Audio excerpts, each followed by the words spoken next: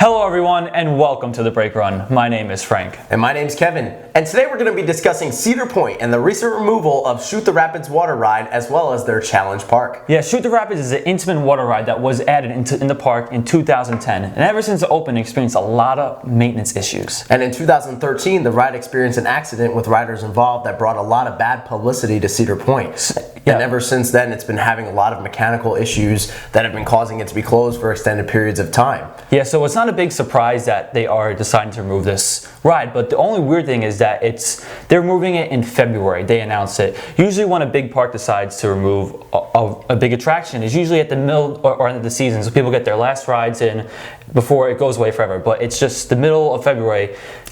They just started to bulldozer it down. Right, and that's definitely really weird that they're not letting people get their last rides in. But how much of an impact do you think it'll have on this season at the park? And I know they've announced that it will be closing, but it seems like on social media, really only the community has picked up on it and not necessarily the general public. Well, I feel the general public, they're not going to really know about this. So I feel like they're going to get off Millennium Force, they're going to walk the Maverick, they're like, oh, let's do a water ride. And they're going to say, where's Shoot the Rapids? Right. But I don't think it's going to affect their day at the parks, and they'll just say, well, let's just do Snake River Falls. Right. And people like Shoot the Rapids. I like to Shoot the Rapids, but it wasn't the best water ride. It wasn't memorable. Yeah, so like I'm gonna miss it, but I'm not gonna cry in my sleep over it. Like if it was a big addition, or like the best water ride around. Right. Well, we're actually noticing in recent years we've seen Perilous Plunge at Knott's Berry Farm get removed. Yep. Now we're seeing Shoot the Rapids, both Intamin flume rides, and overall as a whole, water rides are kind of decreasing at theme parks, and we haven't really seen any new flume rides installed. Yeah, so I mean, they're still popular at theme parks. Like people still like to do the old classic log flumes, but theme parks aren't adding a brand new water rides in their parks because, number one, people sometimes at theme parks, they don't want to get wet. We go to theme parks, people they're like, I don't want to get wet, I just want to do the big roller coaster and throw rides. Right, that's what water parks are for. Exactly, but water parks are so popular. It's just that they're not adding in these big water rides to parks anymore. Also because what's going to draw in more people? A brand new coaster or a water ride? Right, and the fact that Cedar Point's adding their big new Valravn coaster this year almost allows them to hide the removal of Shoot the Rapids behind its opening. Yeah, so I mean, it's definitely going to it's not really going to have a big effect, but people will miss it.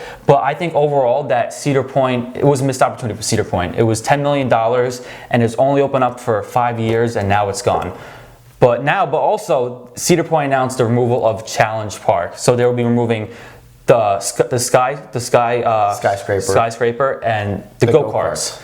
And Cedar Point announced because of low ridership, which is true. Not a lot of people ride that. And right. Well, the Challenge Park was tucked away in the back part of the park. Yeah. For those of you familiar with Cedar Point, it's basically like a long peninsula, and the park takes up most of the peninsula, but in the back has the Soak City Water Park and the Challenge Park. Mm-hmm. If you didn't know about the Challenge Park, you didn't know about it. You had no idea. You would have never stumbled upon it. You had to exit the actual theme park to get to the Challenge Park. And I never did them there. I've gone to Cedar Point so many times. I never done it. I can't be bothered with it. And I think a lot of people in general, like another trend in the industry is people pay all this money to get to a theme park. Admission, food and beverage, merchandise, hotel stays, hotels, gas, car rental, airfare, all that. They don't want to spend another $80 for two people to go on a sky coaster or Go-Karts, whatever. Right. There's no point of having them if no one's going to ride them. And again, they cost so much to maintain, and it's not worth it. But the good news is now they have a good chunk of land to expand in the future. Right, and that'll be ultimately good for Cedar Point with them being on a peninsula or island. They're kind of landlocked. But do we think that upcharge attractions are on the downfall in the industry?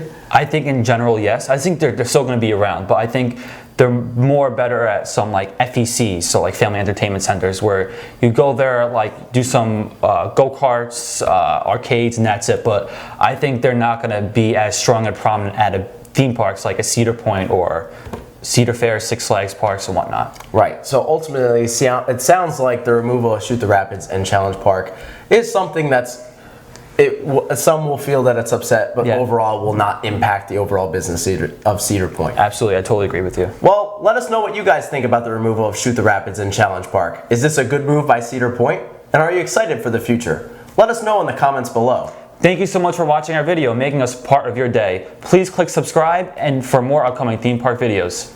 Thanks, and have a great day. Bye.